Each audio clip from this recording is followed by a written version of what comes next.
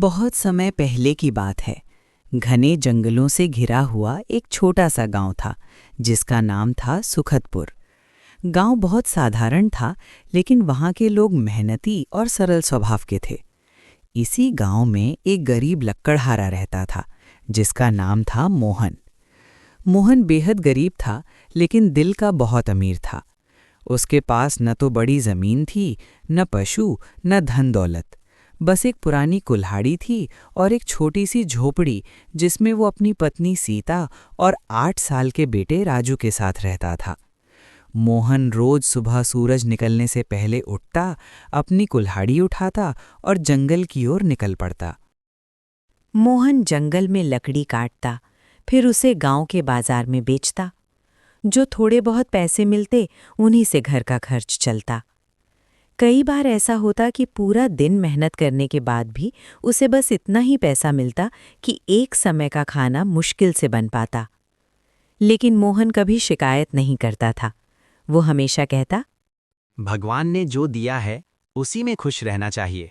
ईमानदारी से कमाया गया सूखी रोटी भी मिठाई से बेहतर होता है। सीता भी बहुत संस्कारी स्त्री थी। वो अपने पति का हर दुख बांटती और हिम्मत बढ़ाती। एक साल गांव में भयंकर सूखा पड़ गया। पेड़ सूखने लगे, जंगल में लकड़ी कम मिलने लगी। मोहन की आमदनी और भी घट गई। कई रातें ऐसी बीती जब मोहन और उसका परिवार भूखे सो गया। फिर भी मोहन ने कभी चोरी, धोखा या बेईमानी का रास्ता नहीं अपनाया। एक दिन मोहन लकड़ी की तलाश में जंगल के भीतर बहुत दूर निकल गया। वो रास्ता उसने पहले कभी नहीं देखा था। जंगल वहां बहुत घना था। चारों ओर ऊंचे ऊंचे पेड़ थे और अजीब सी शांति थी। चलते चलते मोहन एक विशाल पेड़ के सामने पहुंचा। ये पेड़ बाकी सभी पेड़ों से अलग था।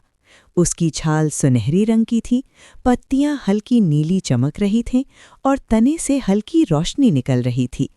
मोहन हैरान रह गया। जैसे ही मोहन उस पेड़ के पास पहुंचा, अचानक एक धीमी लेकिन स्पष्ट आवाज आई, रुको मोहन। मोहन डर गया। उसने इधर-उधर देखा, लेकिन कोई दिखाई नहीं दिया। फिर आवाज आई, डरो मत मोहन, मैं ये पेड़ बोल रही हूँ। मोहन कांपते हुए बोला, हे भगवान, पेड़ कैसे बोल सकता है? ये जंगल साधारण नहीं है। मैं इस जंगल की रक्षक हूँ। मैं केवल ईमानदार लोगों से बात करती हूँ। मैं तुम्हारी गरीबी और तुम्हारी ईमानदारी को जानती हूँ। मैं तुम्हें खजाने का रास्ता बताऊंगी, लेकिन पहले तुम्हारी परीक्षा होगी। मोहन बोला, मुझसे जो कहोगे मैं करूँगा। जमीन खोदो, जो भी मिले उसमें से सिर्फ उतना लेना जितना तुम्हारी जरूरत हो। लालच किया तो सब नष्ट हो जाएगा। मोहन ने जमीन खोदनी शुरू की। कुछ ही देर में उसे सोने के सिक्के दिखाई देने लगे। उसकी आंखें चमक उठीं। मोहन के मन में विचार आया, अगर मैं सारे सिक्के ले लूं तो मैं जीवन भर अमीर रह सकता हूँ। फिर उसे अपनी पत्नी की बात याद आई। लालच बुरी बला है। मोहन ने केवल एक छोटा थैला भर सिक्के लिए। फिर उसने गड्ढे को वापस ढक दिया। जैसे ही उसने ऐसा किया, पेड़ खुश होकर बोला, तुम परीक्षा में पास हो गए। मोहन सिक्कों की थैली लेकर घर पहुंचा। सीता और राजू हैरान रह गए।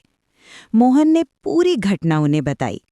सीता बोली, ये भगवान की कृपा है, हमें इसका सही उपयोग करना चाहिए। मोहन ने सबसे पहले घर की मरम्मत करवाई, बेटे को स्कूल में भर्ती कराया, बीमार लोगों की मदद की। उसने कोई फिजूल खर्च नहीं किया। मोहन ने कुछ पैसों से अनाज की छोटी दुकान खोली। वह सही वजन देता और उचित दाम रखता। धीरे धीरे लोग उस पर भरोसा करने लगे। उसकी दुकान चलने लगी। कुछ महीनों बाद मोहन फिर उस पेड़ के पास गया। पेड़ बोला, तुमने धन का सही उपयोग किया है। आज तुम अधिक सोने के सिक्के ले जा सकते हो। लेकिन मोहन ने एक पोटली में थोड़े से ही सिक्के लिए। गांव के कुछ लालची व्यक्तियों ने मोहन को सोने के सिक्के लेते हुए देख लिया। कुछ देर में मोहन वहां से चला गया।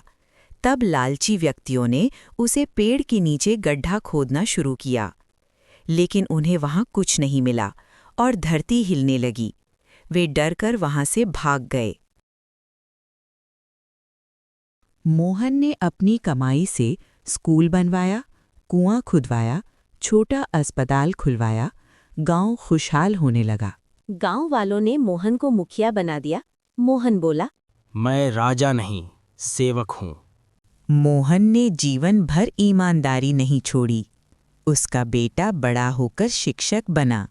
सुखदपुर एक आदर्श गांव बन गया।